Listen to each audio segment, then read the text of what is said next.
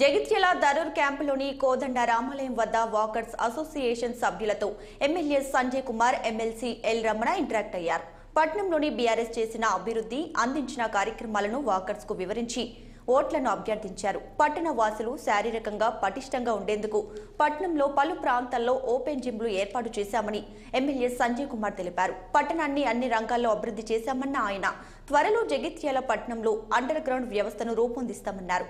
మరోవైపు బీఆర్ఎస్ ప్రభుత్వ హయాంలో చేసిన అభివృద్ధి కండ్ల ముందు కనబడుతుందన్నారు ఎమ్మెల్సీ ఎల్ రమణ. ఏ ప్రభుత్వమైనా మొట్టమొదటి బాధ్యత ఏంటంటే లా అండ్ ఆర్డర్, శాంతి భద్రతలు బాగుంటేనే మనం మంచిగా ఉన్నట్టు చూస్తుంటుంది. అది అత్యంత పెద్ద అంశంలో ఇచ్చినటువంటి ప్రభుత్వంలో కేసీఆర్ గారు ఉంది.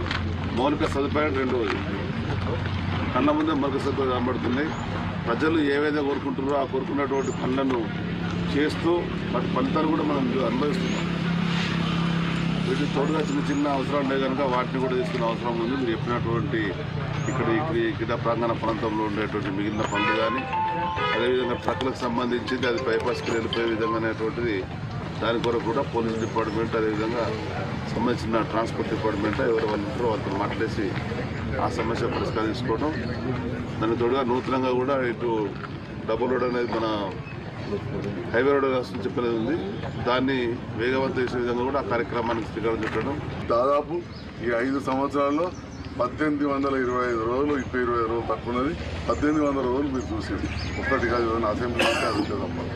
మరి మీ అందరిని కోరుతున్నా, ఇంకా 14 రోజులు టైం ఉంది. మీరు నా గురించి 10 మందికి చెప్పండి. ఎప్పుడైతే ఇంతకుముందు అన్నామో మీ బంధుమిత్రులను చెప్పండి, గెలిపియండి. నేను మీకోసం వెన్నంటి ఉంటాను. ఇద్దరు రమణన్న గారు నా కోసం అహర్నిశలు కూడా కృషి చేస్తూ ఉన్నారు. నియోజకవర్గ అభివృద్ధి కూడా వారి వంతుగా పాటుపడుతున్నారు. ఇద్దరం కలిసి మొన్న జరిగిన వరదలు జరిగితే చాలా ఇబ్బంది అయింది. ఎందుకంటే చాలామంది ఈజీగా మాట్లాడతారు. 50 ఏళ్ళలో పడడానికి వర్షాలు పడ్డాయి. మన ధర్మ సముద్రం చెరువు దెబ్బతిన్నది, కళ్ళపల్లి చెరువు దెబ్బతిన్నది, రాయకల్ చెరువు దెబ్బతిన్నది, అరగుండాల చెరువు దెబ్బతిన్నది. మరి వారిని తీసుకొని ఇంజనీరింగ్ చీఫ్ ఆఫీస్ చుట్టూ ఒక 2-3 సార్లు